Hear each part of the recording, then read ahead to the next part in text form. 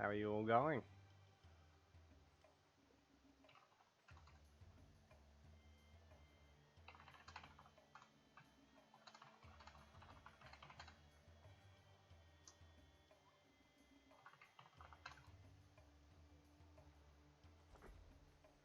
So I just had to answer a question of Casper's about the priest change. So the priests have been changed. The solar healing priests that can convert will focus healing over converting, and their range has been reduced, I believe. It's designed to make them more micro-friendly, I think, because it's really easy to sort of lose them chasing after units. But anyway, we are underway, and so we have Casper spawning in the top corner as the blue Norse player, and in the bottom corner, I'll just change this over. In the bottom corner, we have Behover as the red Greek player. So Behover moving on to his hunt, and Casper doing the same. He's moving his scout just around his base as well, trying to find a second hunt as quick as he can, make use of that second scout. Oh no, it's just stopped for a bit. Oh, it might be lagging a little bit. Oh no. That might be alright.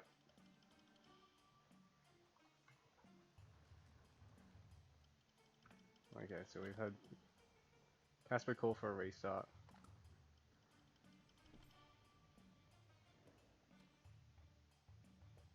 I think he realised he had a pretty shitty hunt. Or might have stuffed something up. So, we're gonna have a rematch. Back on Sheltered.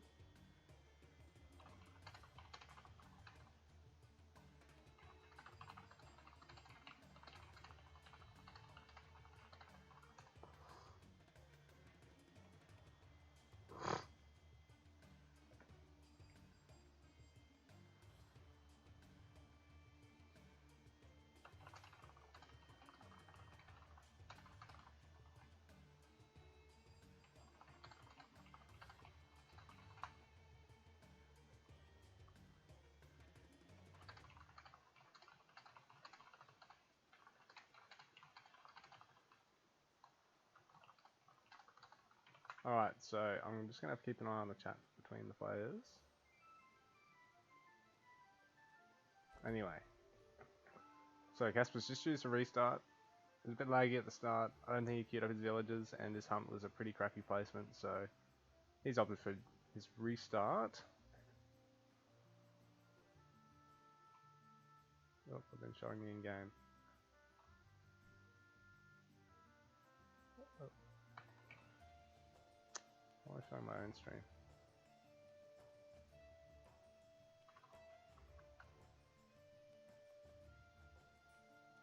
Alright.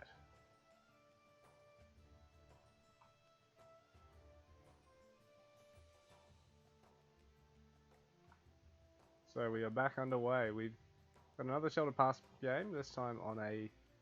I think this might be the new tile set actually. Ooh, lovely. This is the new tile set, I believe. So we've got the Hoover down in the bottom corner as the Greek player, the red Greek player. So up in the top corner, we've got Casper, the blue Norse player. So Casper's taking a forward hunt. The Hoover's doing the same. So this could be a very interesting map with both players having to take forward hunts. Probably going to try and get early barracks, especially if Hoover seems to have a really high wood count at the moment. And see Casper just working around the map with both scouts, trying to secure a second hunt first, then look at scouting his opponent. Hoover doing the same, and might pick up some goats as well if he notices. So he's throwing down an early barracks. Casper, I think, is doing the same because he's got all these workers chopping off the first storehouse. So it looks to be a storehouse barracks opening from both players, although, sorry, the Hoovers is a little bit faster being the Greek player, so he starts with an extra 50 wood, and I think he just might have had more villagers on the wood to begin with, because Casper has actually got, well, right now the Hoover's got all 6 there, but Casper's actually had more in the bank, so yeah, right now this faster barracks from Behover could get quite interesting. But Casper seems to be doing the same build, though slightly delayed, so it'll be interesting to see what happens here. Casper securing some hunts. Ooh, it's just frozen up on us for a sec. Ooh, a bit laggy. Yeah, it's very laggy.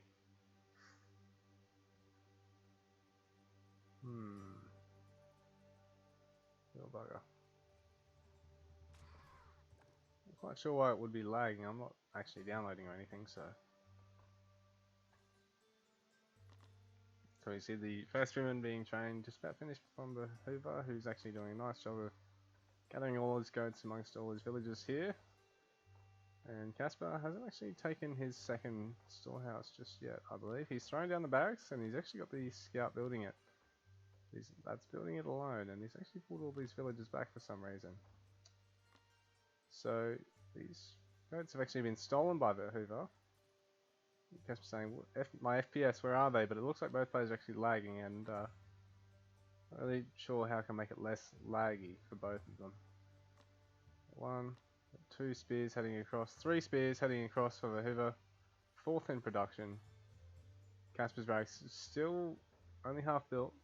He's only got the single scout. I mean, I probably, in his position, would have opted for maybe 2 villagers and the scout, then pull one of the villagers away, sort of as it's nearly built. Try and get it up really quickly without necessarily losing the second villager the entire time. But try and avoid this happening where it's still on the way and you're Casper, you're just going to lose a couple of villagers here. He needs to get them out of here quickly. Otherwise he's going to lose all 3 of them. He's had 1 down already with no damage onto the spearman. And there's more in production. But Hoover's actually taken the loom upgrade, which is really smart if his opponent manages to get his own spears across the map. But it looks like Casper at the moment is going to have to defend quite heavily. So put all of his villagers back onto the goats. Looks like he might lose this storehouse. So in this position, Hoover's quite safe to actually take his stone mine. Might have to look at getting on his gold too, considering he's only got 60 gold if he wants to be able to keep pumping out these additional spears, because they do cost 15 each, so that's only 4 more he can get out. So, not to mention the hypers in age 2. So, Casper now pumping out the spearmen, but I think he's housed, so he's got to be careful here. He's got the age 2 on the way. He's going to be able to get the wood to be able to get that longhouse up, and it'll be nice to be able to get his villagers garrisoned. So, Hoover's done a really good job collecting all these goats here. He's actually pinched 2 off Casper. He was only down to 3 or 4 in the end, I believe. Actually got some here as well, but right now the Hoover just sort of looking for an opening against his opponent. Casper just trying to get enough wood to be able to throw up that longhouse. Otherwise, he's not actually going to be able to train any more units. And that's a really nice position. He's going to be able to garrison all his units there after the spearmen have to take the long way around to try and get to the villages. So yeah, really nice spot having it there. Hoover doing a bit of scouting. He might pick up these goats actually. Both players opting for the age 2. Casper's actually faster on the age 2. Forcing it out to try and get the throwing axeman, no doubt. So just before we wait for the scout to try and, after trying to save the goat, being a little bit unsuccessful in that there, now he's on to his berries. Right now, the other player's actually taken any eco upgrades. Casper's in the position to be able to get his TC. Hoover just needs a little bit more stone. Casper's actually down a bit in terms of villagers. Oh, only 1 villager. Okay, that's not too bad. So he's only down the villager that he actually lost. He's 3 really low villagers here, but he's done an alright job at keeping them alive. So Hoover's army is pretty high health. He's only got the 1 low spearman. So right now, the pressure's on for Casper to try and force out these throwing axemen, because they're going to be quite effective against the spearmen. But if the Hoover can pick a good time, try and get around onto the villagers, maybe he can make something happen. He's got a small window of opportunity. He's got 8 spearmen. His opponent has 3 and 2 throwing axemen at this point. So the Hoover right now, he's rallying off. He's going to try and throw up the TC and figure out how to best split his villagers up for the coming economy. Trying to determine whether he wants to get some archers out, or saris, or just do a big flood of more barracks tech. So Casper at this stage just trying to get out as much wood as possible, as well as taking the pickaxe. I probably would have opted to try and take the TC first and then take the pickaxe.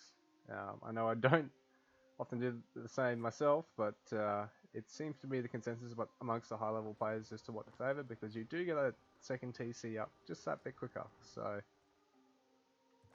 right now Casper looking to try and move out with his throwing axeman just to make sure he can defend here, and this is really nice because he's arrived just in time just to be able to defend this. None of his villagers is going to be at threat. He's going to pick up a couple of spearmen despite actually having the unit disadvantage here. Well, the numbers disadvantage, but he's definitely got the counter advantage considering he's got these throwing axemen, so they always manage to do quite well against just about any other infantry, considering their short range and their counter multiplier. So Casper is actually quite safe at this stage of the game. He's got those there to help him defend. He's got the town centre going up now, while Vahuva is pulling the spearmen back just to try and get a bit more scouting information on his opponent's side of the map at this stage. But Vahuva has secured his second TC a little bit faster, and at this stage, in terms of the upgrades, Casper, well, he's got berries and tier 1 of both of his wood and gold, and Vahuva has his wood and his hunt upgrades. So pretty similar upgrades. Casper really ahead by 1 on that, and in terms of the villager count, it's 23 to 23, so it's actually even. Casper's not faring too badly at this stage. I think Vahuva's concentrating to try and put the pressure on and not really getting the greatest amount out of it. Casper's doing a reasonable job at defending, and in response, I think it's rattling Vahuva's work production a little bit. He does have a double TC, slightly faster than Casper, and it is finished now, and Casper doing everything he can to really defend all of his resources here. Vahuva just opting for a safe position as well until he gets the archery range out. I think both players are going to look at taking up for the most part now in Age 2 before they look at going to either Age 3 or pushing into one another. And we see his stables coming out from Casper. He's going to look at try and getting some harass off. In terms of what he knows about his opponent's base, he hasn't really seen much most of the game. Meanwhile, on Vahuva's hand, he knows pretty much everything that's going on except that stable. So, quite interesting if he manages to see the stables, or if Casper manages to sneak it in blindly. And at this stage, he's going to look at moving out just with the throwing axeman. He needs to try and get in before the Greek gets his archers out, his Toxotes. So they are quite a serious counter against any infantry, but they are especially good against the throwing axemen, who are quite strong against all the other anti-infantry infantry, because the bowmen are a pretty good response in terms of having about twice the effective range, and yeah, trading an awful lot better into them in terms of the damage. So right now, Casper is just actually pulling back to protect all these villages on these berries. He's anticipating something coming from his opponent, who's scouting quite aggressively. So this is really smart from Vahuva, because it really takes the pressure off. His opponent's forced to eat back a little bit. Another barracks coming up from Vahuva. That stables is actually finished now for Casper, so did Vahuva actually manage to see it? Yeah, so Vahuva still hasn't actually seen that with that scout, so Casper's just messing up the throwing axeman. Vahuva's getting a couple of Toxotes, a couple of hypers, got his spearmen, moving on to a forward hunt and a back berries.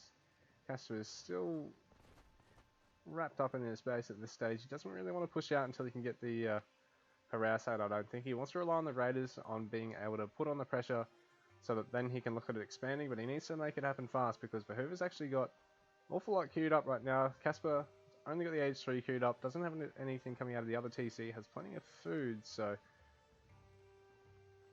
right now he's actually starting to slip a little bit economically. Vahuva doing a wonderful job at spending here. Casper not doing an awful job, but he is letting down things from time to time. He's actually got the villagers in queue now again, and he's quick on getting those villagers microed. I mean, pulled back. So he's throwing down farms because he doesn't really want to move out. He's seen the enemy scout. He's thinking, what's going on? He's trying to hit from another angle now. So I'm going to creep down this way and see what's going on myself with my force. The Hoover's sneaking a single hyper in just to get some vision on his opponent. Because no doubt by now he knows all about that stables. And yeah, so now he's looking at moving in. He can see his opponent's force, so he's just going to back off at this stage. He doesn't really know if he's got the archer count. All those infantry are actually going to die quite quickly to his opponents. So Caspar, despite really relying on those strong axemen, it seems to really be a good comp at forcing his opponent back. The zoning isn't working entirely as well as the Hoover would hope, I don't think. And right now both players are looking for an engagement. Caspar with good use of the cavalry to try and sneak them around the back of this stage. Ooh, but that's not so good. They've just got to try and go again. Try another angle.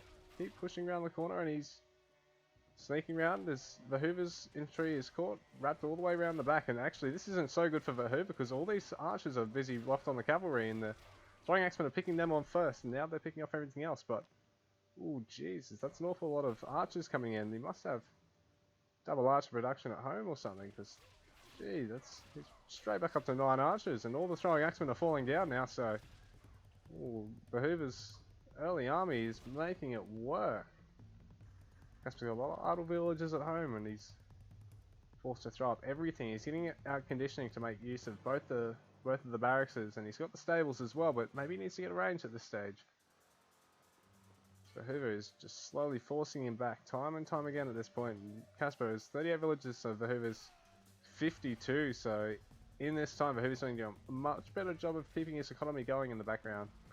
He's picking his opponent's units off as they creep out of the base. He doesn't really want to let him get another critical mass so he can take a fair fight. At this stage he can control the pace of the game and take advantage of all these resources on his side of the map and then potentially even on his opponent's. So Casper's forced to try and tech up and make something happen. He's got the range coming up. He's got the armory. At this stage, the Hoover's single barracks, double barracks, double range comp's doing quite well. He's hitting the armory academy now himself.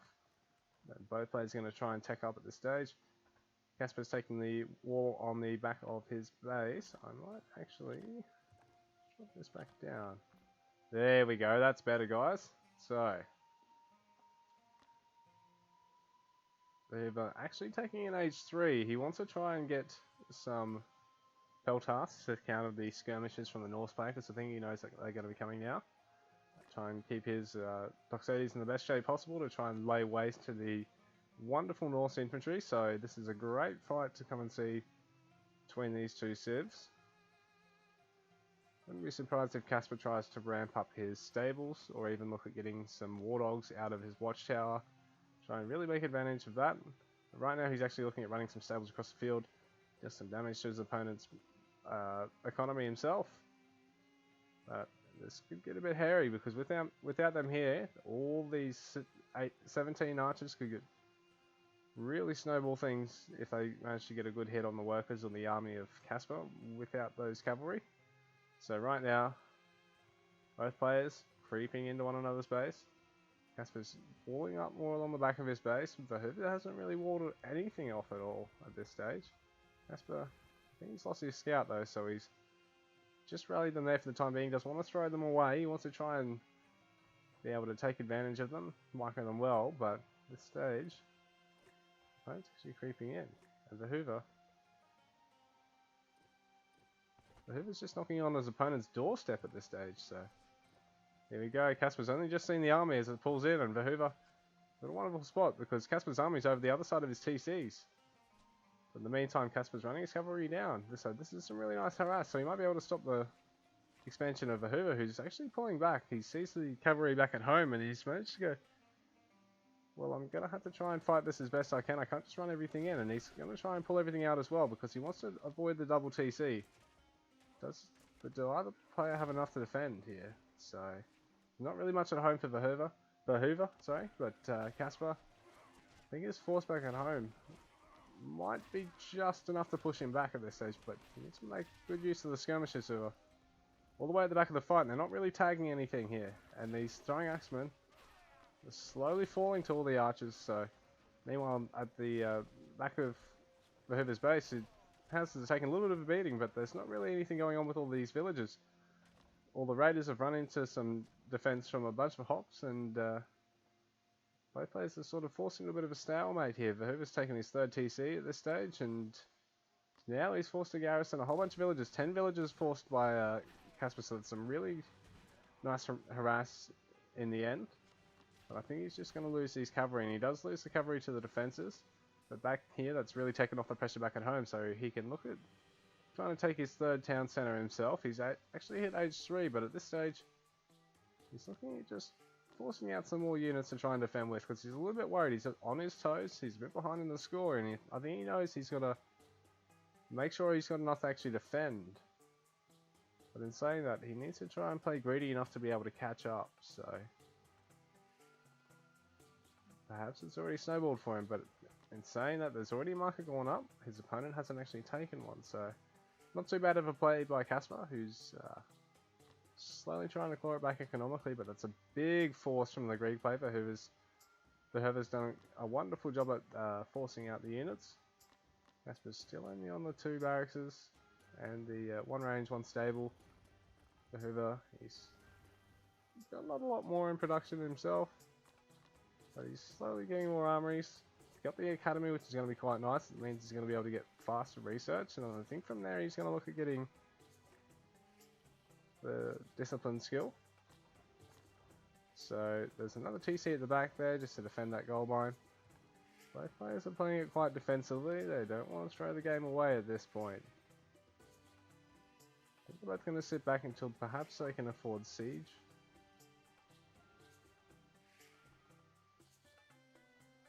Casper's actually whispered to say his gold from his market at the moment is 30. So I suppose you got to do what you got to do at the end of the day. So perhaps he's got to try and creep the last town centre over here or further over this way once he can move out. But at the end of the day, if you can't defend it, it's just as bad as taking a really, really short one that's not so viable. But on the other hand, Verhoeven has one way away from everything else. It is walled up and defended though, which is quite nice to see.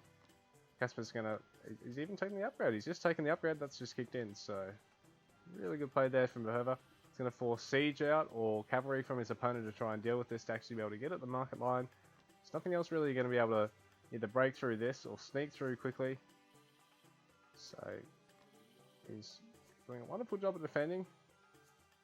Sheltered Pass is a bit notorious for this sort of play once it's actually gone on longer than the first 10 minutes or so, and there's a chance of like a rush or all-in has sort of subsided. There's not a lot of ways to get into your opponent's base with these cliffs here.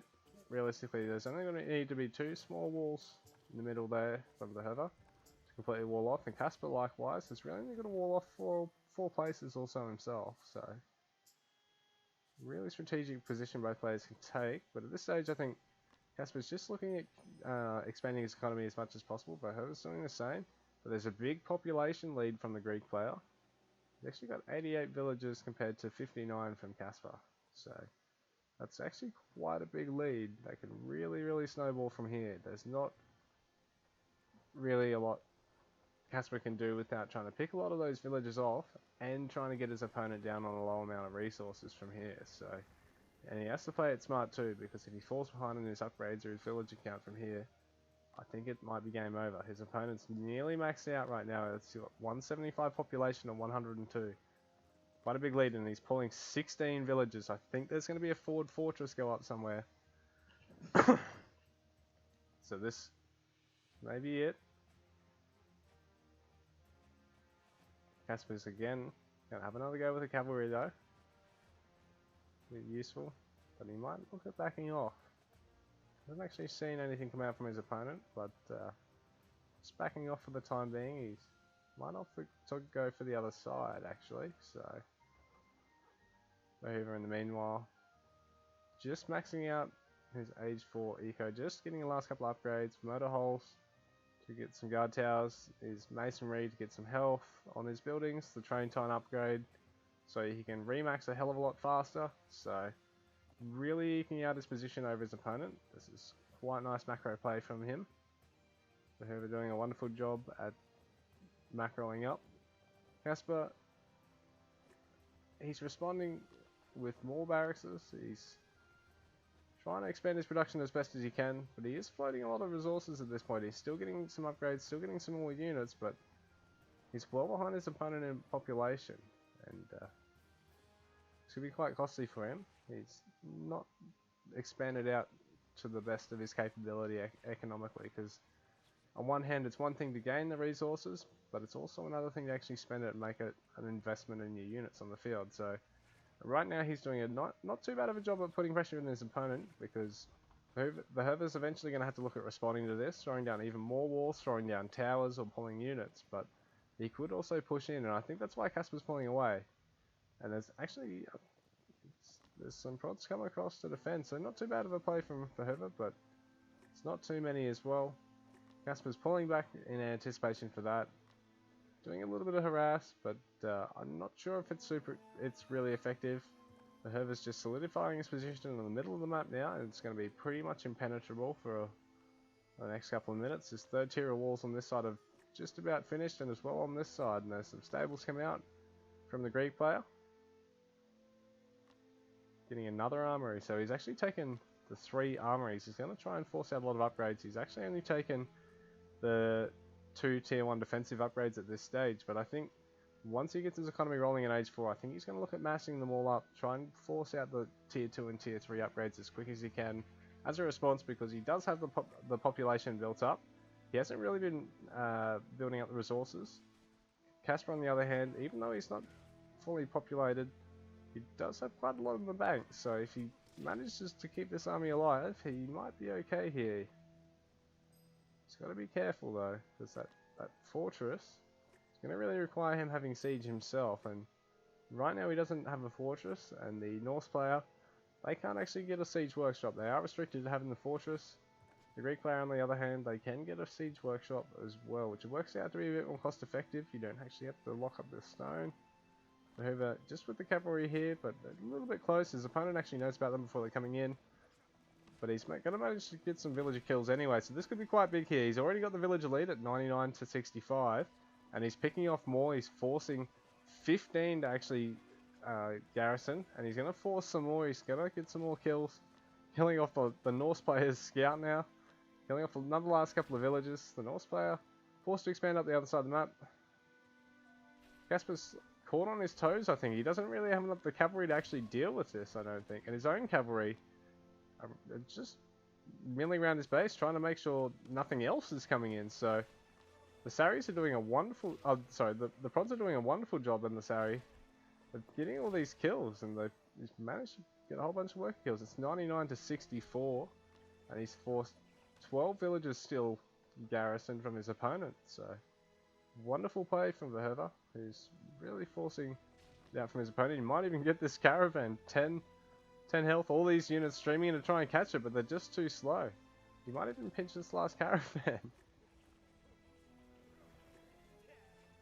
Oh, he's going to be careful not to lose this. The skirmisher's going to get it. No! Oh, he's done it. He's got the Sari out, but oh, it's finally fallen. Press F to pay your respects, guys. These villagers from Casper, they're still in the town center. That's huge. That's basically 13 villages. That's basically two resources worth of basically optimal saturation. What huge. Still down by 50 population, but Herva's solidifying his position. He's getting the ballistas. He's forcing out a second fortress of his own. He's got the 3 tiers of walls finished up all down the sides, and enough down in the center of the map to be able to defend himself. He's got the double siege workshop to get the ballistas, double fortress to get the Palantonons behind that, I think. And right now, Casper, he's still in Age 3, so this is quite a deficit for him. He's just pushing up to 170 population now, and he hasn't actually got anything in production at this stage, so it's quite a hairy position for him to be in. But at least over this side of the map, he is expanding out as much as he can. Even going, ooh, there's actually a storehouse from his opponent over here. Wonder who's going to respond first, because that's a big clump of villages. We might see a tower come out from one of the 2 players, or some cavalry start running down that side. It's always nice when someone puts pressure right over in one corner of the map like that, because oftentimes it really opens up things on the other side of the map. you often see a 2 or 3 pronged aggression based game. So right now there's a fortress coming out from Casper. It'll be quite big for him. He'll be able to access his siege finally, and he's a little bit behind on it. Considering he's only in age 3, that he doesn't have a lot to really deal with the Ballistae without getting a lot more in terms of his cavalry, or getting his infantry wrapped well around his opponent's army. He's gonna have to be careful to do that because there's an awful lot of bowmen here. There's 21 Toxotes, and there's plenty of hoplites and Hypaspis here. A very, very good composition for dealing with both infantry and archer fire from your opponent. So really getting into the late game now, I think, guys. So Herber's actually taken the guard tower there just to solidify his position and get the forward watchtower, but Casper's already responded, and that's enough raiders to really push his opponent off here. But it's a really nice gate there from Herber. He's going to be able to wall his opponent into his own side of the map, and he might be able to make use of micro here and get some units across, but he has to do something fast. He's going to lose the tower. Casper's managed to retake his own gold, get a couple of villager kills, try and get the guard tower, but being the Greek towers, he can actually fire at things around the base of the tower. So he's going to lose a couple of raiders here. In the meantime, there's a whole bunch of prods running around the base of Casper. That's just Spearman still up here actually, so sometimes being forgetful works in your favour. So we see the watch post actually going to fall down as well, but there's a whole bunch of guard towers here, so that's not too bad of a position, because now that he's got one finished, one just about, and 2 more behind that, he's going to really be able to defend this pass and force siege out from his opponent. So over in the middle of the map, Behover's actually pushing straight into Casper's fortress. He's taken a really good spot because all the ballistas are going to be able to hit straight onto the fortress while the armies are engaging. So the uptime of the fortress isn't going to be huge. He's already managed to get it to half health. There's a whole... Oh, I think Behover's actually dropped. Oh no. No. Bug. Oh no, here we go. Oh, there we go. He's back. He's back. Alright, so this really nice arming position. He's actually pushing the ballista straight onto the units instead, trying to use the splash damage to kill a whole bunch of his opponent's throwing axemen, who are really ripping into his army now. He's down to only having the archers. Oh, this is really intense fight because there's not a lot of health left on the fortress. He's forced to actually micro back the ballistas at this stage because Casper's running in all his cavalry to try and pick them off, but he's going to slowly lose them to conversions, and the throwing axeman count's not terribly huge, but the Herber's not actually microing these terribly well onto the throwing axemen. We're doing a wonderful job at slowly picking them down. So really intense micro battle from both players. We're having to stream in units from not too far away from one another. The Herber's doing a wonderful job at trying to re-solidify his position. He's got all the barracks going up over here at the side.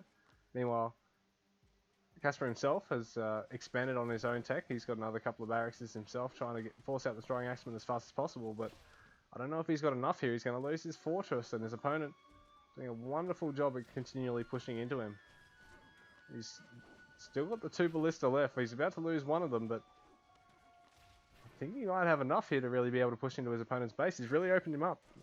Casper, he doesn't have a fortress anymore. There's nothing here to protect that forward TC. He's got units streaming in from everywhere, but it's still not enough. There's just too much here grouped up from the Greek player, who's got all these really tanky units in the front line, and then splash damage and really strong archers. Really good composition for his opponent's tech here at the moment. And it's really one-way fight. There's 200 population versus 110, and Casper's forced to throw down another really defensive fortress, sort of sandwiched in between these 2 town centers. But the cavalry doing a wonderful job of killing all of the throwing axemen. He needs to get some more cavalry of his own, or try and get some spearmen. Casper though doing not too bad of a job at defending. He's still got stuff in production. He's still got plenty in the bank here, but he's forced back off that fortress, and he really needs to make use of these villagers, get them out of there before he loses them all. He manages to get a couple of them garrisoned, but he loses 4 or 5 of them. That's pretty huge at this stage of the game. More storehouses and buildings in front of his town centers falling, and geez, these horsemen, they haven't really been given enough time to actually mass up and come into the fight. The Hippocon numbers are much, much higher, and the horsemen are falling from Casper.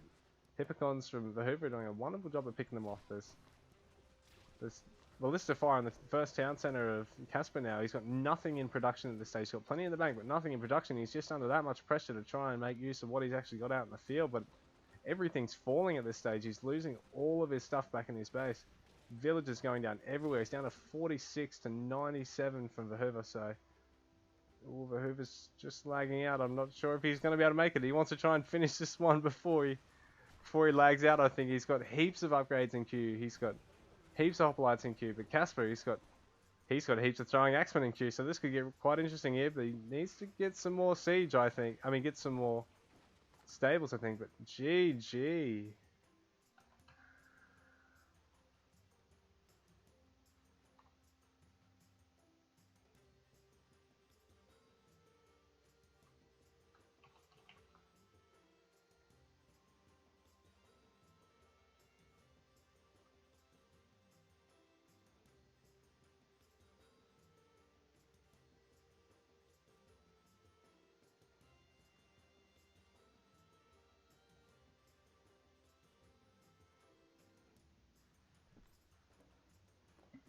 Alright, that was an intense game.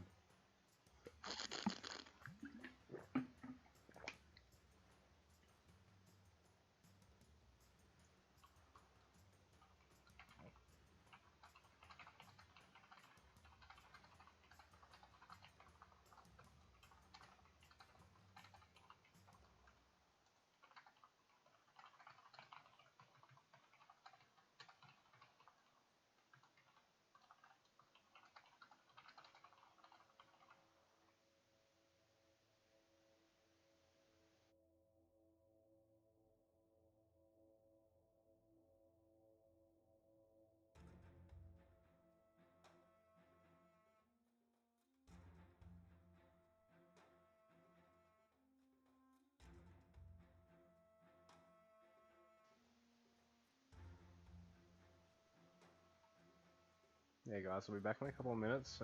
Casper needs a minute, and I do myself. So we'll be on soon for game 2 of the best of 3 between Verhoeven and Casper. Casper's actually filling in for Rada. I'm not sure where he's got to at this stage, so I'm just going to figure that one out as well. So stay tuned.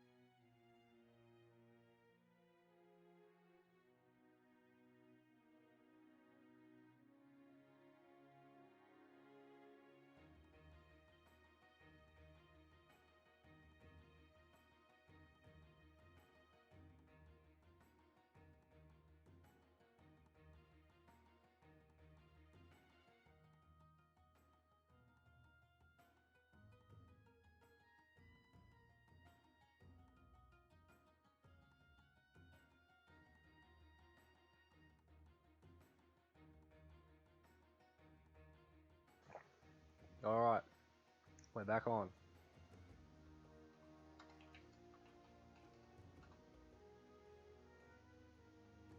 So guys, we haven't actually got anything else planned for the day, so let me know, okay?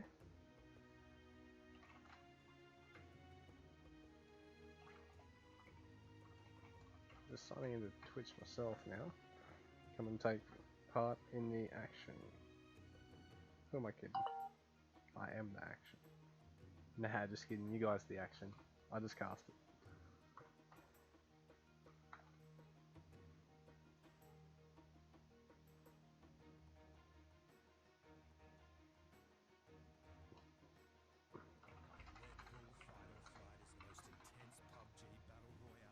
No thank you.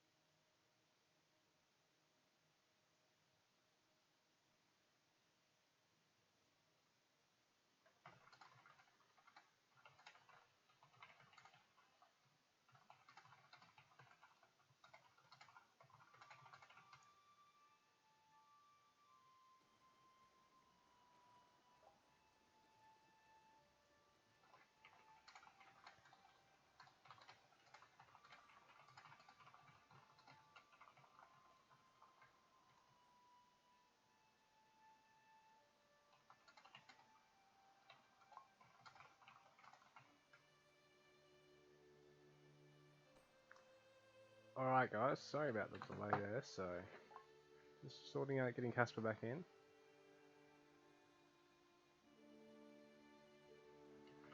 The Herver's just actually relogging at this stage as well, so got a couple minutes to actually try and sort out another one if any of you guys would actually like to come and play. So please let me know. Message me please. I want to cast something tonight, or I'll just come play something with you guys later. So I guess the choice is sort of yours, but much prefer to cast something, I suppose. Try and get this number count up a little bit higher than 15, so not too far off game 2. It will be 2 minutes.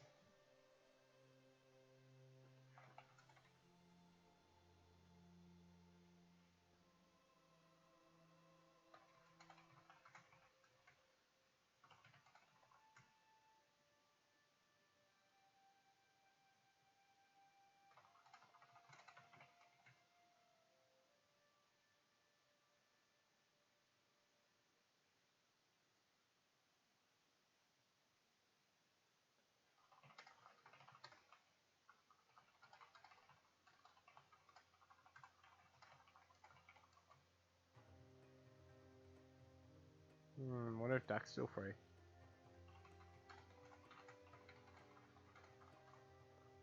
In the meantime, I think the Hoover should be back. Let's invite him.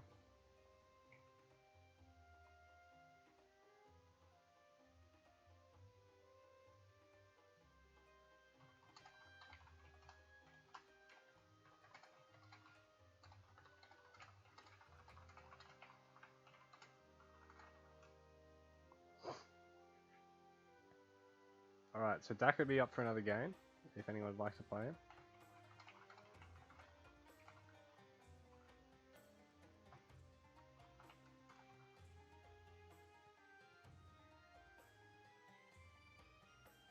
Alright, so the Hoover's back. And guys, check the chat. I need to try and get some more games organised now, so...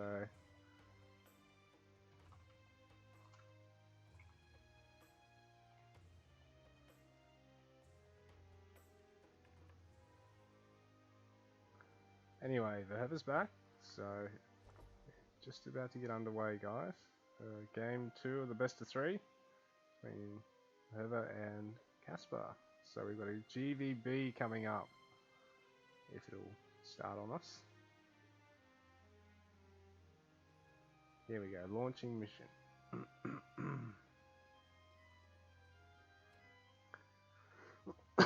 So about to get underway for an equal footing game. Greeks versus Babylonians. Casper is the red Babylonian, whoever is the blue Greeks player. I'll just take it over to the game now. So Hoover in the bottom corner as the blue Greek, like I said, and Casper in the top corner as the red Babylonian. Casper's opting to go straight onto his hunt. Hoover actually staying on the wood at this stage. I think he's going to try and do the same. Try and force out that early barracks. Get the pressure going early, get that advantage. Snipe a couple of villagers, and then get into the second TC transition. It seemed to work really well for him last game, so see if he can have a repeat, or if Casper can try and break him on Babylonian now. So Casper's scanning out a second hunt. The Herver picked up a couple of goats, looking for more hunts as well. See that early barracks coming out, like I said, like we saw last game. We see the storehouse as well being thrown down. Casper at this stage, still only on the single ox cart. He's got enough wood to try and throw down the barracks. I don't think he's realised just yet, but I think now he's going to look at doing it. Single villager pulled, so it's going to go and throw down the barracks. Here we go. Got the barracks coming out from Casper. The Herver's about 20-25% ahead on his at this stage, but Herver's actually not got any villagers in production. He's actually a little bit light on the food. He's got to try and get another villager out quickly. So he's just cut that villager. Casper's actually taking the slight villager lead because of that, but in saying that, he's going to try and have to force out some ox cart as well. So, and he's going to be delayed on that barracks. So this could get a bit dicey for him. He's going to have to be careful here. There's an awful lot of villagers on the food here for the Herver. Hasn't actually gone for any on the gold just yet. That barracks, single barracks is being built, so the Herver's gone down now. About 500-600 health behind for Casper's. Still scanning out the back.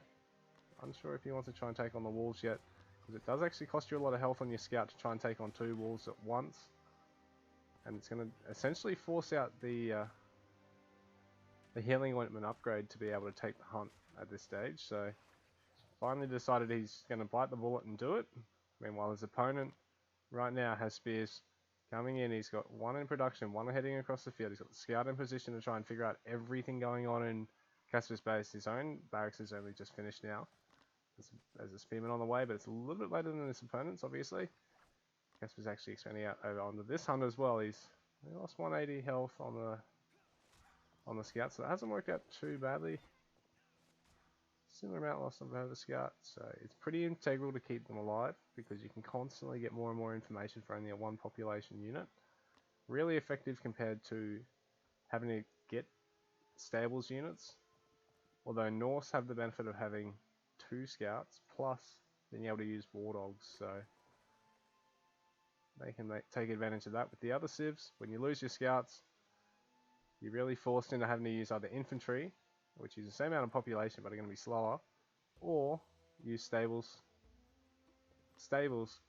cavalry, which are all going to be more than 1 population each, so it's a little bit more of an investment. Right now the Herver just scouting out with the spearman. He's not opting to actually push in yet. He wants to see just how many Casper might have, but I think he might have waited a little bit too long now because it's going to be a 3-on-3, and the Herver's not actually got any more in queue, so oh no, here we go. So he's got 5 coming on the way, but Casper's got 4 here to defend. But Casper needs to look at getting some villagers out at this stage. It's housed. It's really not too bad a pressure game from the Herver, who's actually forced his opponent to into population cap, which is really going to stifle him. The Herver's up to 14 villagers. Casper's on 15, but he's got the 3 ox carts, so he's really only got 12 villagers. And there's a storehouse coming out now for the Herver. Casper, he's, like I said, already got a 3rd ox cart, that being on his stone. So both players looking to try and get the second town centre quite quickly behind this as well, rather than try and opt for some harass or defensive options. But this could be quite dicey for either player here, because Casper doesn't have the unit numbers to really fight this, but the Herver sort of tanked a little bit of damage than he didn't need to, so Casper's doing not too bad of a job at the micro here. Dodging and weaving, only a little bit of damage onto his spearman there. Still managing to secure the hunt at this stage. He's doing a good job at that. His opponent Verhoeven has got a lot of units here just sitting around doing nothing. He's only managed to fall them onto the goats. Just going to hurt him in a little bit economically. So, see another storehouse being thrown down so we can have a whole lot more villagers on the wood line. Casper, on the other hand, in age 2 now, he's got the ziggurat. He's got a little bit of, they're neck and neck with the stone actually.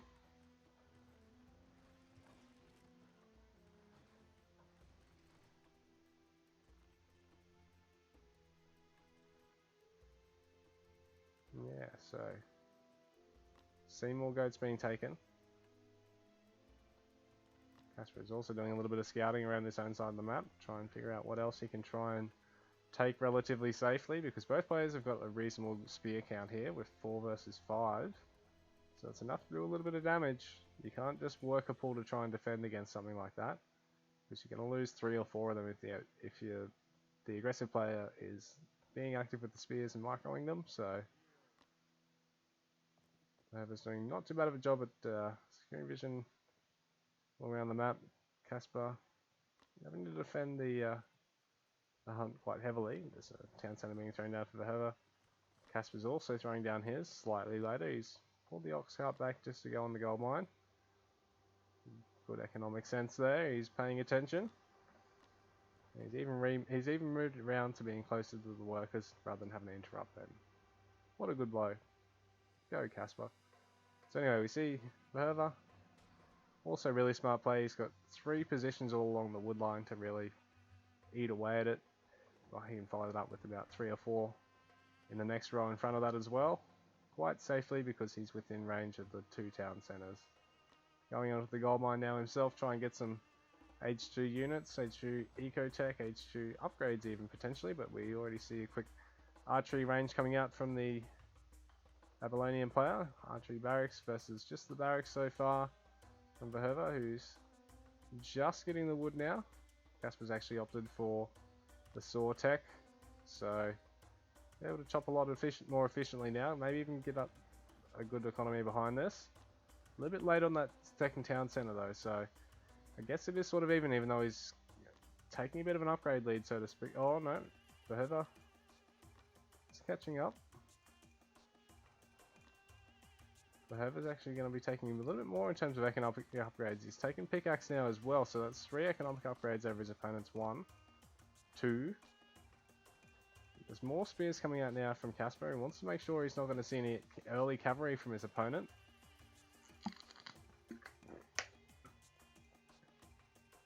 But maybe the shield bearers are the way to go,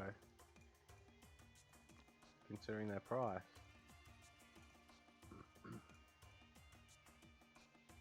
So both players just sitting back, re-solidifying their positions for overs, marking some idle villagers away to go and do something else. Get back to work, you lazy scoundrels. Mush, what are you doing? You're just zigzagging everywhere. Bloody hell. You're unionised.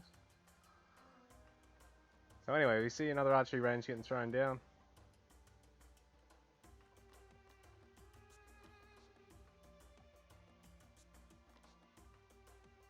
This time from Verhoeven, so relatively neck and neck in terms of the army production. With the worker count, you got 29 versus 28 to Casper. Although he does have the 4 ox carts, which sort of makes that 28 versus 25. If he can get some gardens up and defend here in time to get some of his stables, he might be okay. But in saying that, Verhoeven's opting for the optimal choice of getting some stables himself behind the archery range, get a nice 1-1-1 setup. His opponents left him free to be able to do so, get the Saris out to be able to try and find an opening around the map. Idle villagers here for Casper, but I think he's going to be able to get them moving again, so we'll do. Verhoeven's actually looking at possibly taking a really greedy hunt over his opponent's side of the map. This isn't necessarily a bad play now, because if he takes it early while his opponent's not paying any attention to here, then by the time Casper finds out, it can be too late, and it can be all just a single storehouse waiting for him. If it happens for something else on the other side of the map too early, then it goes on to be a long game. It can really hurt Casper in the long run here, who is a bit starved for food at the moment. He's forced back to this hunt here at the back. He's extinguished the other two around his base. So he's probably going to look at moving on to that one next. But Verhoeven's possibly going to drop out here. I hope not. Fingers crossed, guys. Fingers crossed. Another archery range being thrown up here from Verhoeven. He's opting for some more houses here at the back.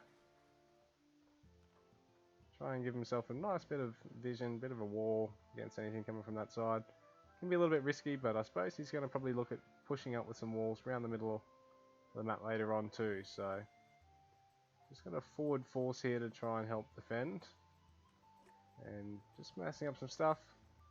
Casper's got a really mixed army composition here. He's got slingers, he's got bearers, he's got spearmen, he's got bowmen, he's got everything. So he's got 4 different unit choices here versus 3 from his opponent, who hasn't actually started getting anything out of the stable just yet. But now here we go, the Saris are popping out. So there's a archery barracks composition here from the Babylonian and a mixed composition here from the Greek, who's opted for the earlier stables. So both players playing a little bit greedy back at home. Just macroing up at this stage, just greeding up, trying to get to position to sort of push out and fight, I suppose.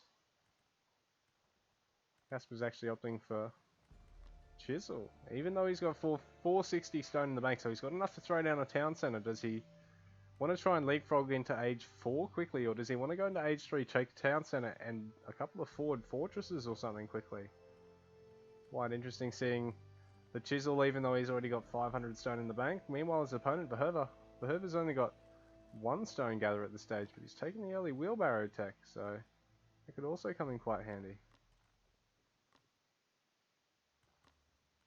Casper, he's actually taken the conservation upgrade relatively early, which means he's going to be able to sit on the berries for really long, sit on wood lines for really long. That's one of the beauties of the Babylonian civilization, is that you can get so much extra wood out of your conservation upgrades. Well, upgrade, I should say. Any conservation upgrade is good, guys. Just take them. Just take them, trust me.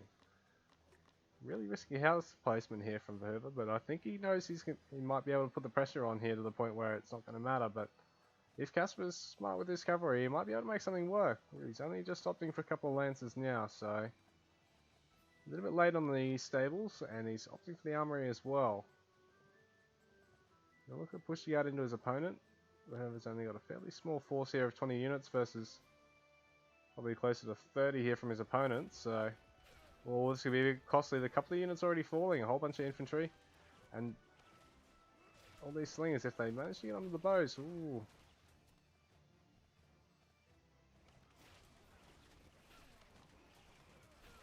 So the bowmen are relatively unhurt at this stage, so even though there's a big unit disparity, this isn't too bad for the Greek player, who's circling his Saris around to try and pick off all the range.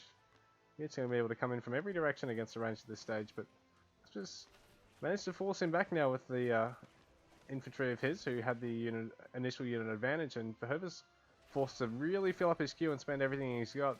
Casper's to the safe age 3 behind this, and manages to completely run over his opponent, who's left units at home, I think. So yeah, there's that 10 unit advantage proved to be quite big in the end, but with this mixed composition. And even though his range units didn't necessarily get the quite optimal targeting, he's really managed to push it into his opponent's base. His mixed composition with the healing tech as well, which is nice to see from the Babylonian player. Getting it really early is nice. He's getting healing on all of his units that aren't taking damage at the moment, but I suppose a lot of them are at this stage, so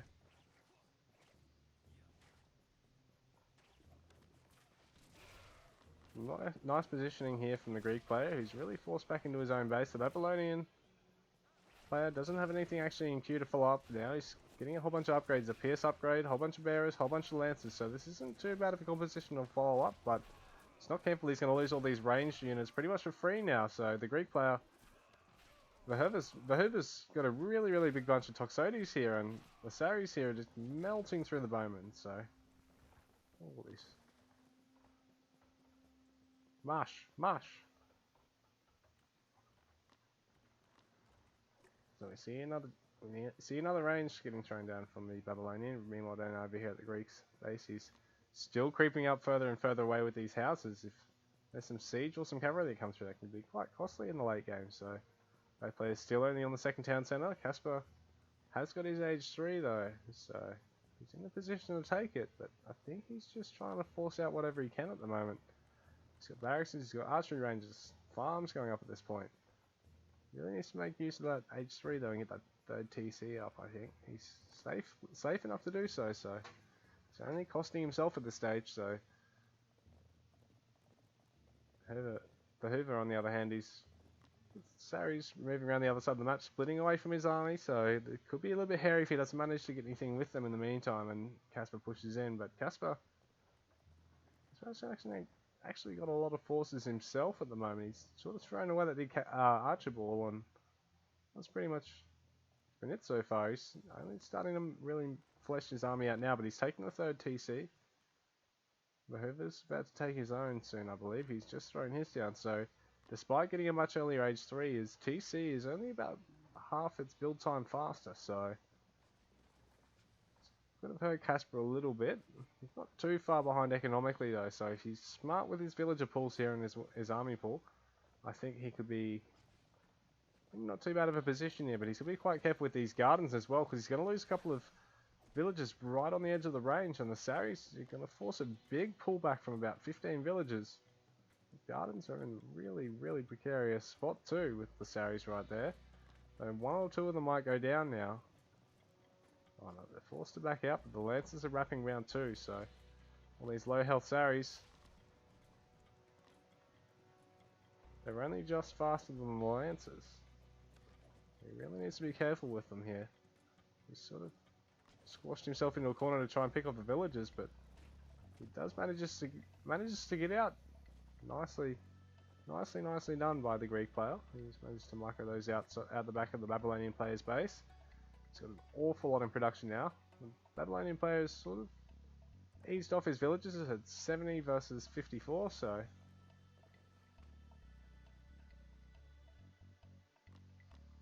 see another storehouse being thrown down as well. Both players sort of expanding out. The wall coming out here from Verhoeven, so he was really always looking to do this, I suppose, with those greedy houses. He needs to get that one built though. He's going to be on a funny population number. He might get to 75 and 175 and be stuck at that and wonder why. Scratch his head. Could cost him the game. You never even know, guys.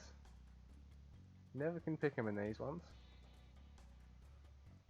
See some more technology coming out from the Greek player out of his at the academy. He's transitioning on to farmers himself. Right now the Babylonian drawing up a market. Really safe, defensible position up there. He's got some walls around the back of his base, around the front side too. Not a lot of angles to be able to hit from now with both players taking these walls up against one another.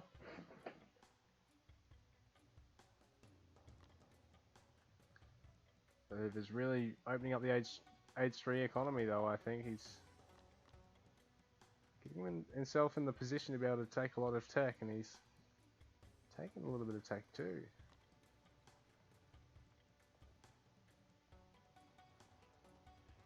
Casper's got an awful lot of stone. I don't know if he's realised that these only actually cost wood for a Babylonian player until you actually age up. So big force here from Verhoeven, who's on 161 to 116 population. It's 59 to 84 in terms of the worker count. So Verhoeven's actually really opened up the game economically. Casper's only just starting to catch up now, taking that market, throwing out the caravans.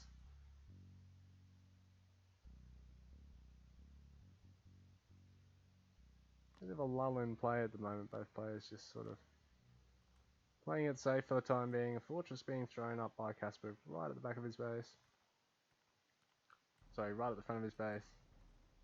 But safely tucked behind that wall. The army in here to support, but this big force of archers here around, gonna try and wrap around the back, maybe try and get something. Saris are going as well.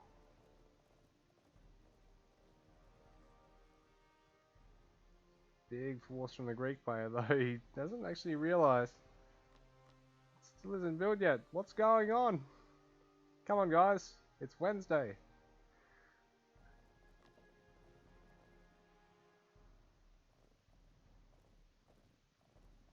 See a big number of cavalry though circling around the back of Casper's base from Verhoeven. I'm going to try and snipe this wood line. I think he realizes he's going to try and go for a rear market as well, and he's just about to see all this, so gonna snipe another bunch of villagers in his opponent's base. Gonna kill a couple of caravans too. This is a really nice use of his cavalry.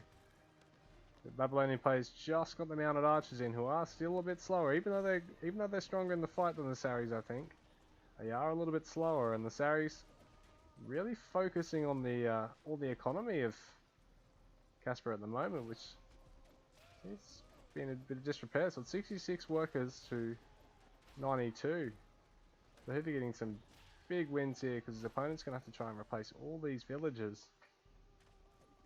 And in the meantime, Verhoeven's sort of free to max out. He's taken 2 more houses, but he hasn't quite built this one yet. I don't think he's realised that he's 5 population off. But he's backing out. Still got about half the cavalry left. He's got a whole bunch of villagers, got a whole bunch of caravans low as well. These aren't going to heal, guys, not without a priest or something. They're not going to heal, and they're all quite low. Verhoeven actually did get a couple of kills then too, so he's up to nearly 30 worker count lead right now, and he's just walling off his base with the double walls on both sides. I think he's in quite a bit better position here than Casper at the moment, and Verhoeven's actually even getting a whole bunch more armory tech at the moment. Casper's got his tier 1 on everything except his weapons, infantry weapons. Meanwhile, Verhoeven's got tier 1 on everything and is taking tier 2 defensive upgrades. So he is slightly ahead, probably about half a tier ahead really in terms of the upgrades, 3 upgrades ahead. And now Verhoeven's actually taking quite a forward siege workshop position. He knows if he can defend this, he should be able to try and wrap this game up quite quickly, I think, once those are up. So those ramps being able to stream into his opponent's base are going to be quite strong without the infantry or cavalry to help defend against them. So big forces from both sides engaging here, but Casper's still in a big population deficit of about 25, so all these units of his are going to end up quite sandwiched too, because this big number of cavalry are coming in at the back, and they're going to get right on the mounted archers, I think. Quite good control here from Verhoeven, who's really managed to catch Casper's army, and even though he's pulled his cavalry back now, this is nice positioning from Casper. He's picking off all the cavalry, but in the meantime he's managed to lose most of his force now down here. There's no infantry left, there's barely any range left, and the mounted archers are forced to retreat as well, so there's 170 to 86 population. This is a big gap now. Huge gap. Casper's scrambling to have to try and defend here. He's got the fortress at home. He's doing what he can. He's got a priest. He's got a couple more in queue. He's doing what he can. He's trying to really force these cavalry out of this corner, but Verhoeven is persistence, and persistence is key, guys. He's getting more of these low villages with all these cavalry that are already quite low, which is quite a nice use of them. Now he's going to be able to get a whole bunch of prods to actually try and fight the mounted archers directly and kill them outright, as well as take a bigger role in tanking in his army composition going into the late game. He's got another whole bunch of villages really quite low too, so he's forced Casper down to only 71 villages versus 92. Casper in the meantime actually has caught up a little bit, but I think he would have actually been with about 15 villages away until that little raid happened, because Verhoeven's actually cut villages for a little while now, and both players really quite close here. We'll see if either of them reacts to what's going on here. Casper has seen, but yeah, here we go. Casper's actually sending over some lancers quickly, whereas Verhoeven, I think he's actually noticed at this stage. He's just checking up at home, so Casper is just going to actually catch all these villages out right now, because he's got mounted archers, he's got lancers here. He's going to melt through these villages. Absolutely melt through them.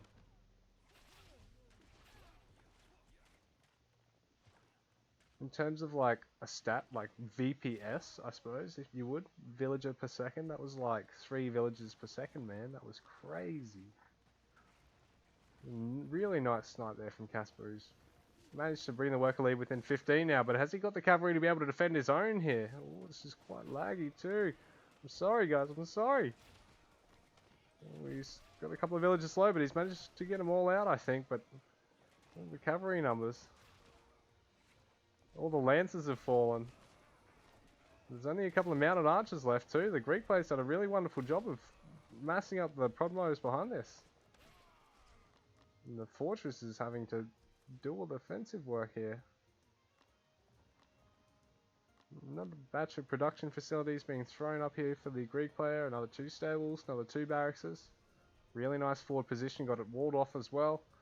Tucked in just in front of all the workshops, which is a nice position for him to be in right now. He's got heaps of cavalry running around the back of the base. Gonna try and find an opening into Casper's base right now, who's forced to get a whole bunch of infantry because I'm not sure if he's really got the gold to be able to splurge on anything more, so... Cavalry again, I'm going to try and find an opening around the fortress. Going to try and hit all these low villages now. He split half of them off. He's got half of them going to attack the villages and half of them going for the caravans, which is... half of them actually going for the gardens, I say. He's sniper garden. Whole bunch of caravans are going to fall here now too. Going to try and snipe a second garden, I think. Casper's really forced to have to try and pull back everything to deal with this right now. It's a terrible spot for him to be in. All of his units are on the other side of his buildings, and the cavalry are going to be able to pick off more and more things. So pinch the other garden. They're pinching more and more of the caravans. Casper, again, down back up just under 70 villages. Verhoeven hasn't really been making any himself, and the lead is opened back up to 18 for him. So doing a really good job with these cavalry raids here on his opponent's initial wood line. And his army's so out of position too, so I wonder what Verhoeven's response going to be here too. He's only just down in population though. He's thrown away a bunch of cavalry then, but he's well ahead in terms of upgrades, I think. Yeah, so he's completely maxed out on all his H3 upgrades and all his H3 Academy upgrades. The Babylonian player on the other hand, he's forced off his gardens. He's still got H3 upgrades to take. He still hasn't taken his garden tech either, so he hasn't really embraced his Babylonian economy too. The Greek player's doing a wonderful job of slowing him down there. He's got the economic upgrades lead too. There's some forward walls being forced out from Casper, not too badly positioned, but there's nothing really in behind them to defend them or give them a lot of vision over them, so flying blindly at this stage largely, and Verhoeven's doing a wonderful job at really sandwiching him in. In the meantime, he's taking up more and more of the map space further away from both of their bases, just up here at this distant gold. The other sort of distant gold, but sort of more sandwiches towards Casper's side. He's back on there again. He's comfortable with it. He's confident this time. There is no ox cart this time to find him out. He's got the units there just ready and waiting. So big force here. He's up to 180 supply. So is Casper at this stage. He's finishing off the rest of his upgrades. I think both players are just sort of waiting to see. They're going to play chicken a bit and see who's going to try and do the age 4 upgrade and try and push into each other, I think, is going to be the strategy here, because they do have the resources really in queue to be able to do so. So Verhoeven's actually got enough of everything. Yeah, now we see an age 4 come out from here. Casper pretty much stopped on everything. Now looking to push in. He's got a big wood bank which he could really look at shuffling into the other resources if he wanted to try and take an age 4 himself, because I think he may get caught out with the population gap here at the end result of this fight. He just won't be able to remax as fast or as hard as his opponent, who's got that early upgrade, but which does require a bit of an investment, but he does have the economic advantage overall still too. So all that spending is really only spending that he's got more to spend with. So both players are actually saying it's a little bit laggy at the moment. See more units trying to fight over this barracks here. It's the strategic objective of today. Nice walling here from Verhoeven. Taking quick golden age too. Casper's just waiting on enough food to be able to get it, I think. Enough gold too, so.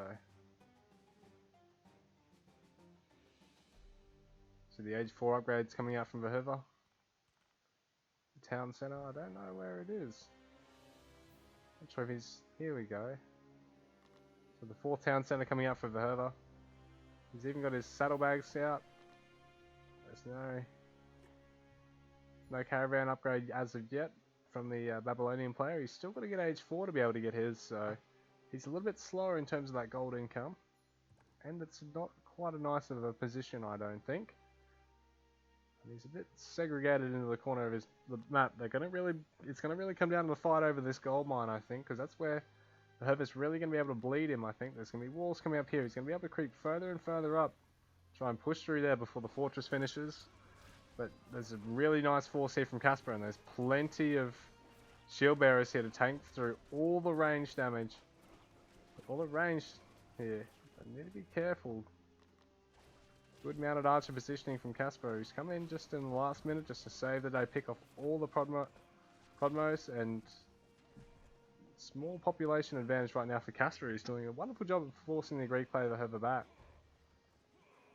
These shield bearers are really, really tanky, really, really good against the archers and the fortress, or any static defense in the game. More walling coming out from the Greek player at the moment. The Babylonian player is still finishing off that fortress. Going to try and get what he can in the middle of the map here. Going to try and get some more in the way of stone if he wants to be able to take his age 4 town center though. The Greek player has already finished those, and he's going to get that population advantage quite quickly. So see some more upgrades for the hoplite coming out. Some more units. Whoever's actually at the 180 population mark. Casper's still only at 165, but he's getting a siege tower. They are still quite strong even after their nerf. More production facilities being thrown out from the Babylonian player as well.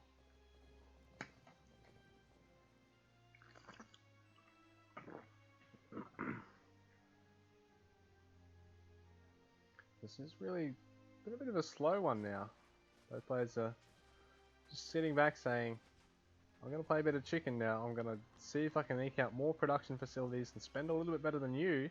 And when we have the fight, we'll see what happens. So, a whole bunch of siege being thrown out now from the Herver. Saddlebags tech coming out from Casper. And he's getting a whole bunch more bearers as well, because he's going to be able to make use of them dealing with... Oh, actually, he's not really going to be able to make use of those versus the Ballista. The Ballista's a really nice choice because the 86% pierce armor that the shield bearer has, that's not actually the damage type that the Ballista does, so a couple of good Ballista shots in this big wall of shield bearers could see them fall quite fast, but in the meantime there's that siege tower and the right units being garrisoned in there, and I mean that by the least effective on the field at the time, or the lowest. Could be really, really useful use of the siege tower. The single ballista is actually just looking at taking out the fortress now. And Verhoeven's going to look at taking out a fortress and getting a double gate behind this, so he can actually push right through to his opponent's base. And Casper, he's got so many fortresses, but they're relatively undefended because there's not much else around them. Not really any cavalry, not really any other buildings around them to protect them, except for maybe this one over here. That's a nice use of the war chariot there from Casper, who's going to possibly pick off that first ballista, but at the same time there's a big fight going on down here and there's a big population advantage. But Herbert's basically maxed and Casper's only just got his 4th town center. There's big upgrades coming out here from Herbert. He's getting his Greek fire and his composite bow upgrades, more ballistas. Big fight in the middle here, and like I said, this big wall of shield bearers is just taking a beating. The shield bearers, this big wall of shield bearers taking a beating. The ballistas able to cut through them like a knife through hot butter in comparison to the all the ranged units from the Herbert. But there's not enough really here to. He's only just going to get the siege tower now, so he's going to be careful. He has to move everything here at once, or he's going to lose an awful lot here in the defense. Casper's doing a wonderful job of pulling out. Ooh.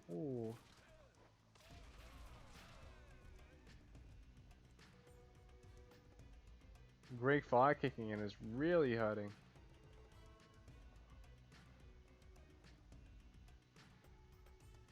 Actually, it's not. It just looks cool. But it will kick in once they actually start fighting over the buildings and stuff. So, it'll be quite an interesting fight now. So, I don't know if Casper's got enough left in the tank to be able to defend. He's got so many bearers queued up. The Herbert, there's basically nothing. He's still maxed out. It's 130 population versus 200 at this stage. Big upgrade advantage for the Herba, I think, and Casper's forces are just getting annihilated at this point. Casper's slowly being forced back further and further. There's more units streaming out, more upgrades, combat expertise coming out for the Herba's infantry, give them that last little bit of tankiness and damage, and Casper, I don't know if he's got enough to be able to respond here. He's got so much in the queue, but he's running out of wood and gold, and he's down to only about 100 population. There's not a lot left he can actually do. There's walls all over the map. There's not really much he can be able to do at this point to deal damage to the Herba's economy, and this is sort of a last-ditch effort now. All that Greek fire just looks so cool. It looks so menacing. That's how all ranged attacks should look. Just make that a thing, guys. Yeah, these big ballista shots on the town center are huge. This army being microed all as one now. Straight into his opponent's base. Casper, I don't know if he's got enough to be able to defend this. He's gonna lose this fortress now. This single ballista's put in the work, destroyed one and now a second fortress. Compared to all these fellas, man, he'll be like a general of the ballistae. Anyway, guys, we have a GG from Casper. Nice game, guys. I think I had the scores back to front on the screen then. Anyway. Oops.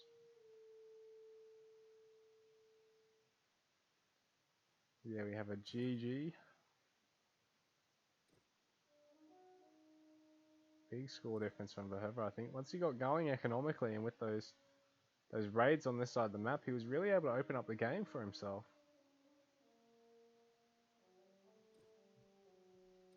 Casper's actually saying that the ballista's quite annoying to deal with because of the lag, because of the splash damage. Not really being able to micro in time, but yeah, he's also complimenting his opponent on the nice games and the good play. We see a bit of a disparity in terms of the units trained, in terms of the current population. Most of the game it looked like the Herba was leading. There were a couple of really nice pushes up towards the end of the game out of Casper though. You seem to just about bring things back, but I think the economic difference is what's really got him. The Herba manages to maintain a slight economic difference over the course of the game and just press it with the continued raids after slightly better villager production. So yeah, GG guys.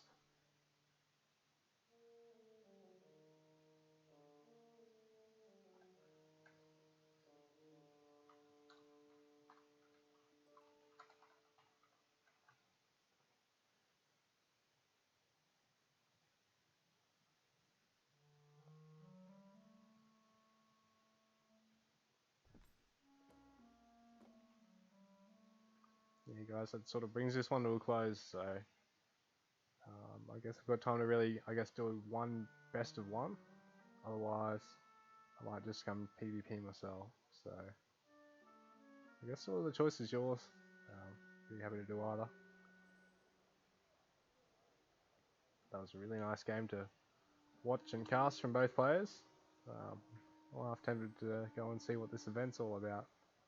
All these cute little cats running around everywhere. They were meowing earlier.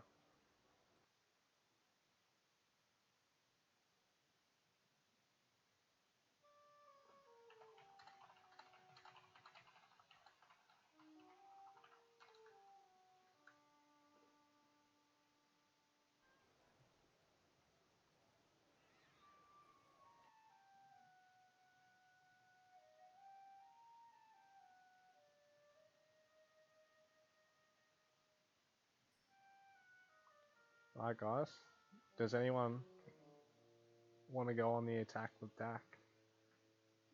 I think he should be free at this stage, hopefully.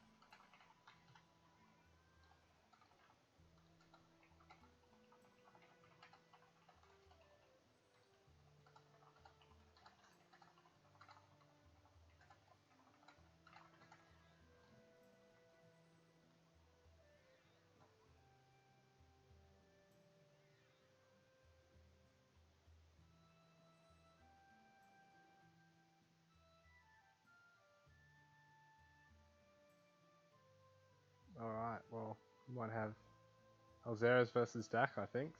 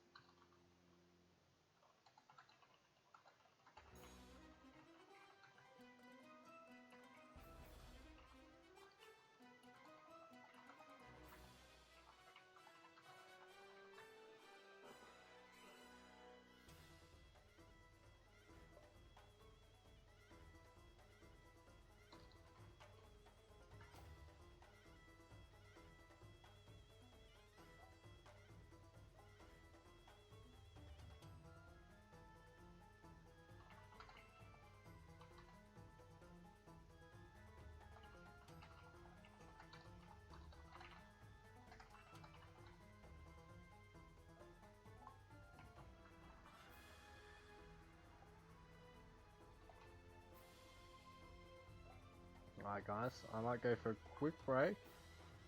And I'm going to have a look and see what map these guys want to do. Or just do a best of one with these guys.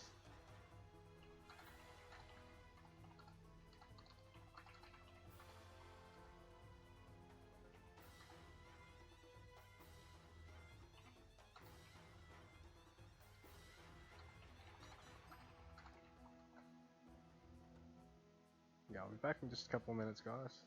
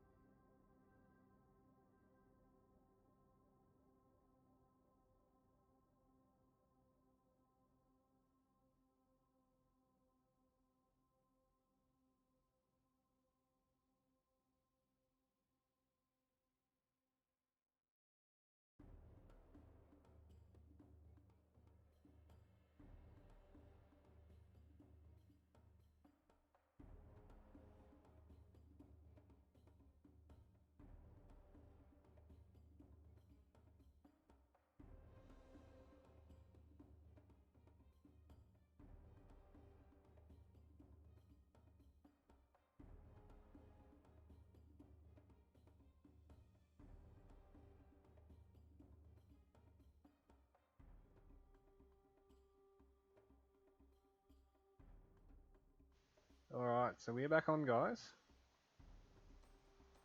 So, I'll tell them the map. I've just thought of one. We're going to do Treasure Island.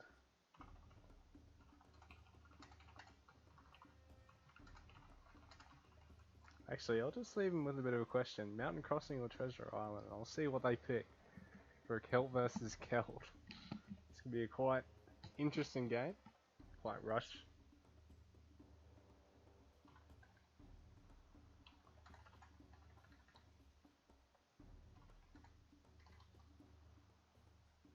Right, so we might do Treasure Island. Just be one sec, guys. Bathroom break.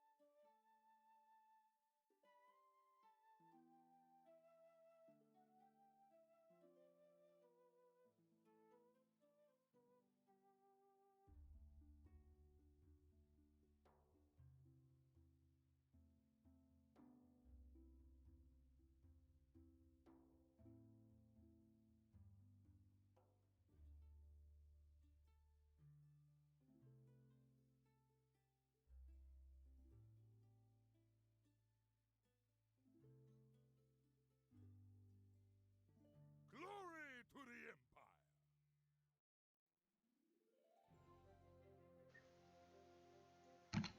Alright, guys, so we're back. Into a Treasure Island. Best of one game. Do a Celt versus Celt. So this should be a quite interesting matchup. Particularly on this map. It's quite a zany map. A small rush distance. Quite easy to wall. There's this little island in the middle of the side of the map that either player can opt for an awful lot of resources. So here we go. Now we've got the blue Celt player Alzeris in the bottom corner of the map, and in the top we've got Dak28. Dak is on the attack again, so he's our red Celt player for the day.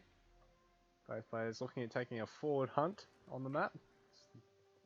It's the easiest one to scout generally, I think, on the map, so that's what they're stuck with now. So we'll have to see whether they opt for docks or whether they just look at playing a more standard game now. And by standard, in Celt, that usually means rushing the hell out of each other. I think both players are really going to try and opt for a single storehouse play at this point. Both of them opting to gather with a couple of villages on the wood. That could be a bit of a long walk. Sometimes it's worth trying to micro your villages back to the storehouse. If they're only going to be about here, just keep them there while the building finishes. And same deal with that one. Oh, no, really good position for that one, I suppose. On the other hand, can't really complain about anything to do with that one. So, Dak clearing that second hunt. Alzeris, for the time being, is opting to back off because it is a little bit of a health investment. Might circle back. Might just try and scout out what's going on his opponent's side of the map. So, Dak's on the attack. He's just getting some more wood. He's opting for the storehouse, but a little bit delayed. Now Zeus has got his. Zeus has got the wood in the bank to really look at doing something now with a dock or a barracks. Or even throwing down his 3 houses and looking at getting as much food as possible. So we actually see the barracks as the choice. Perhaps the wise choice, because they're quite cheap, the spears. And Celt versus Celt, you really probably want to try and get them out, get a little bit of harass off, and then put yourself in a prime position to be ahead in the mid game. So Dak's actually going to scout this. Dak has seen it. He's opting to get straight on the wood himself. He wants to try and get the wood to be able to throw down his own barracks, maybe even throw down a dock behind it once he's defended. Seeing the houses actually come up for Alzeris, who's partially walling off the room for his villagers, leaving a bit so he can actually get out, but in the same token, most of it's blocked off, so there's only so much I can get in the back there. Still just sort of scouting out the water line, making sure Dak hasn't actually taken a dock. But I don't think Alzeris has actually seen this come out from his opponent yet, so he's wondering, well, when I did check there wasn't a barracks, so maybe there's a dock, but he's just missed the barracks. But you can't win them all at the end of the day. It's probably just as important he knows that the dock isn't there, so his opponent probably likely has the barracks, or is just trying to reach age 3 quickly. So it's a defensive barracks, so to speak. There's no actual spears yet from Alzeris. It's just something getting a little bit of gold. Not quite sure if it's going to be necessary just yet, unless he wants to look at getting a whole bunch of slingers or swordsmen as soon as he ages. So we actually see some spearmen coming out for Dak now. That later barracks finished, and he's actually opted for the dock. So Dak with the dock.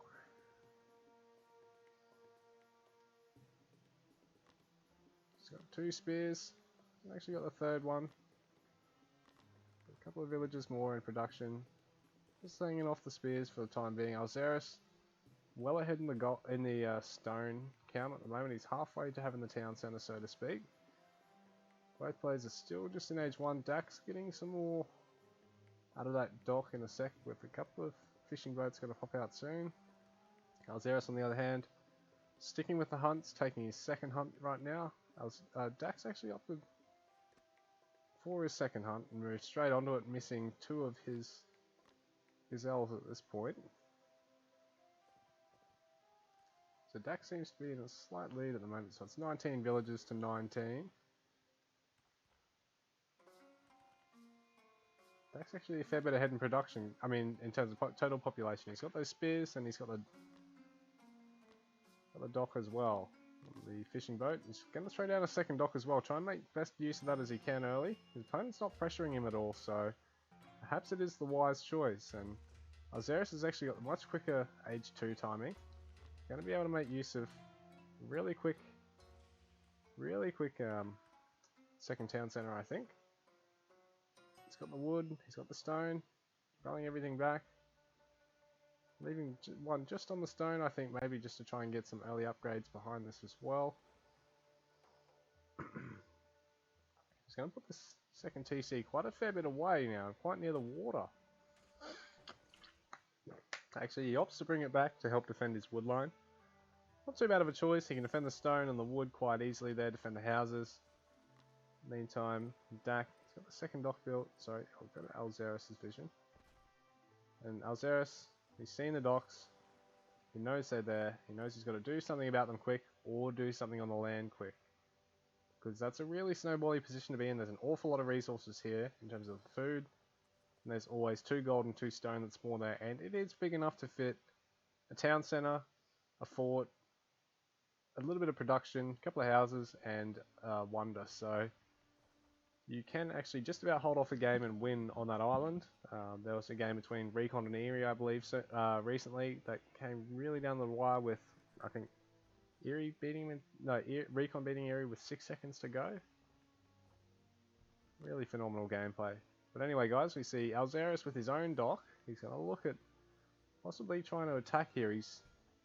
Perhaps that's why he's getting so much gold here at home, to try and force out that aggressive swan ship. So, scout position in the middle map, make sure there's nothing coming out from his opponent. Hasn't got a lot in terms of spears. He's only got the 4 spears. Dak is up to 5, and the long swordsman. So Dak's got a little bit more in terms of that production. In the double barracks and the Sacred Grove.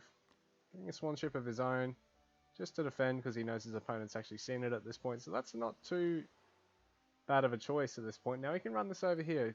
Has Dak actually seen this? Dak doesn't actually know, but he's just running it over because I think he's expected it at this point. He's gone, well, I've gone double dock and my opponent hasn't punished me at all. Surely there's got to be something here. Just a little bit, 12 damage onto the swan ship.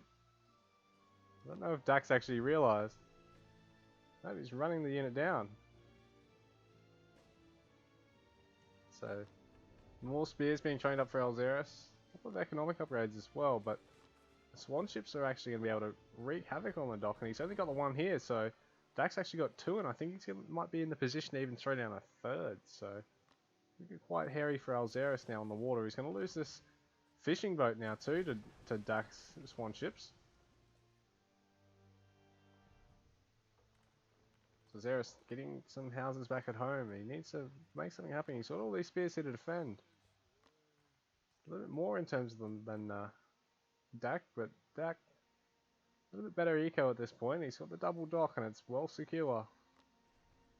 He's just forced Alzeris back on the water, who's does have that earlier second TC though, so perhaps the double TC is going to play into Alzeris' advantage here, because the more Dak delays on that, the more it's really going to hurt him, and he's actually opting for a chisel, which is a little bit strange. He hasn't actually got his second town center yet. He's got enough to actually throw it down out of the stone.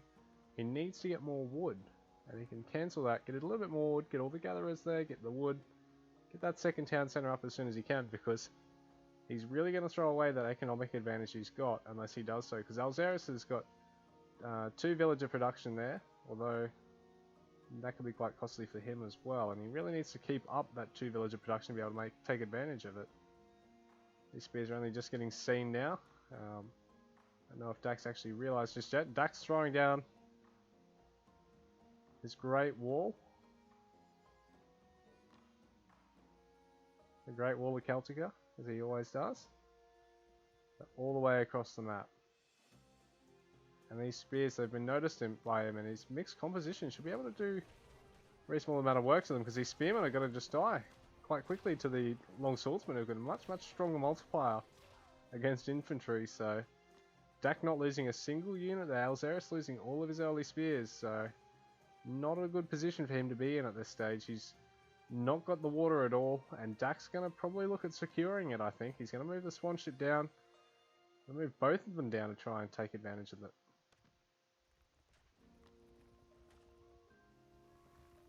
Yeah, there's not much Alzeris is going to be able to do here. He's been forced off there well and truly, and these idle villages are also going to hurt him. His economy is starting to slip a little bit, but Dak in the meantime is just banking a bunch of resources up, just now taking his second town centre.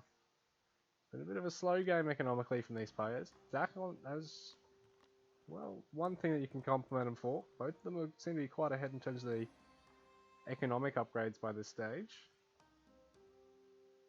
But Dak's doing a wonderful job at securing this water line. There's not a lot Alzeris can really do here to get on the water, and I don't know if this is going to slowly snowball in Dak's favour. He's looking at throwing down that wall quite far forward, and he's lost the villager to the Huntable, but he should be able to get another villager in quickly to be able to wall that up soon, and perhaps get another couple more to throw it down as quickly as possible.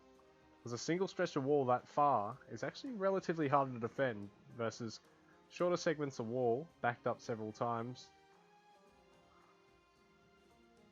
So he's actually opting to get a whole bunch of villagers all along the wall line. Nice to see. Alzeris in the meantime has to scout up here, just getting a little bit of health. He can send this through to have a look all around Dak's base later on, even despite the walling. I think this might be a bit of a slower one this game though. Dak's just playing a bit conservatively. He's got this aggressive wall and he's got these units all parked up, but he doesn't want to engage, doesn't want to throw away the lead he's got.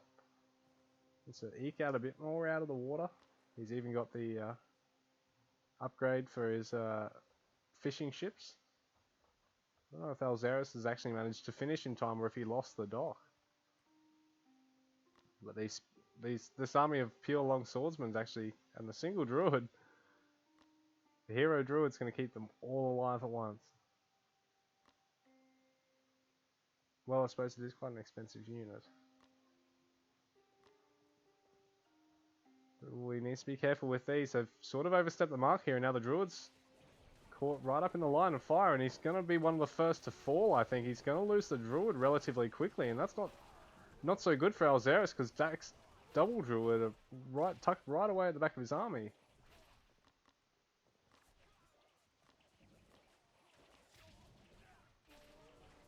Yeah, the long swordsman count's really shifting towards Dak's favour, and he's got a lot more in production at the moment. Alzeris is really struggling economically. He's got a lot of gold in the bank, but he just doesn't have the food to be able to remax behind this. Expanding out, going to try and get the market, try and take the distant berries where he can, but It's looking hairy for him because if he takes the forward berries up here, he's going to get scouted quite quickly. Gonna make use of all the berries, maybe make use of the Celts' Sacred Grove and Sacred Deer, and possibly even Gift of Durantia come late game, because he's not going to have any access to the water. He just has so little food. He's only got the 2 berries at this stage to survive off, I think, and it'll be quite tough for him. I suppose he's got this hunt as well, and he really needs to look at getting some more villages onto that and start shifting his resources around. He's got a lot of gold in the bank and a bit of stone, and these long swordsmen are going to head down here and be able to harass this gold mine, I think, if Dak can pull them back in a second. Dak knows about it. He's just rallying his main army at this stage. I think he's going to come back out though and have another look. Yes, he's going to catch the villagers now. If he's quick, he might even catch this one before the tower goes up, but I think he doesn't notice that. But meantime, his main army's heading straight down, and he's got the gate. Ooh, the single gate. Ooh, the dreaded single gate. Not too bad though, considering the fight's not taken directly on it though. And he manages to come straight through. And does Alzeris really have enough to defend here at home? That guard tower falls as well. Dak's doing a wonderful job at pushing in over at this side. Alzeris, I don't know if he's got the units to be able to defend here. Dak's even taking Shield Rim quickly because he wants... Well, he's taken all the other Age 1 upgrades, which is wonderful for him. And he's even going to get the Shield Rim benefit against the towers. Meanwhile, on the other hand, Alzeris has really only got the damage upgrade, and really doesn't have the unit count to be behind in upgrades too. Sacred Grove's going to fall here. Dak singling out the production facilities, taking out the healing for his opponent. And now he's going to look at pushing straight into his base. He's going to take more and more units. He's going to take some more villages falling for Alzeris. Alzeris is down to 45 population and 99 for Dak. This is getting really hairy. 35 to 49 villages. Yeah, this isn't looking good for Alzeris at all. Dak is really pushing straight into his base. He's going to take the barracks, take the rangers. He's going to try and stifle all of his opponent's production at this stage. He's even taken the market out while all this is going on. Alzeris is doing a wonderful job at just smothering Dak's doing a wonderful job at just smothering Alzeris on multiple parts of the map, and right now there's no villagers left on the farms.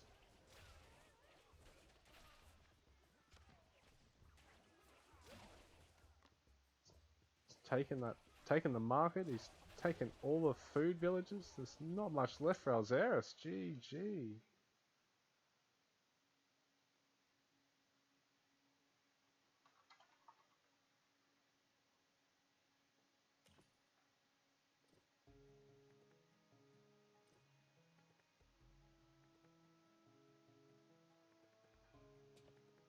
Yeah, so in terms of the villager production, it was relatively even, but I think just because of the water advantage is what really kept Dak going. He's got these five fishing ships, and that's basically like having 10 villagers. Not to mention, Alzeris is really forced to take these dangerous berry bushes all over the map, and didn't really have a lot of villagers on this hunt here, so an awful lot over here and taking the farm tech early, but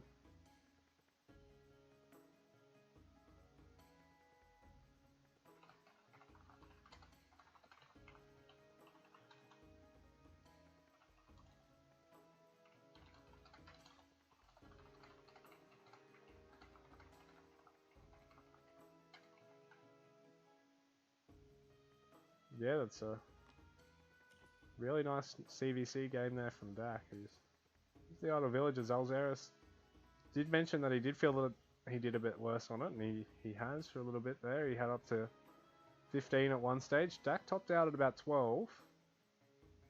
At the same length of time, so it does come to matter in the end, especially when you're the player that's a little bit behind in terms of the positioning on the field, so... Yeah, so Alzeris is actually saying, ooh, he thought he messed up a bit in terms of his villagers, and could just be the nerves from being on the show match for the first time. So cheers for coming along, mate. It's wonderful to have you come along and experience the Great Wall of Celtica from Dak.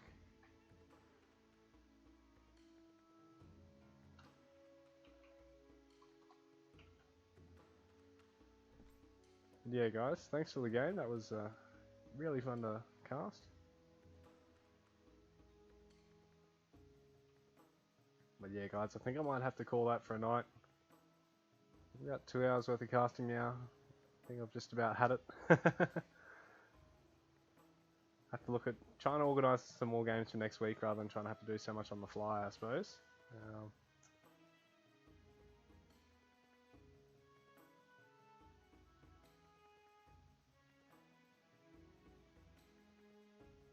Yeah. But anyway, thanks guys. Cheers for watching. We're going to have to call it that, I think. It's just after midnight for me, and I'm not really sure if anyone's looking for a game.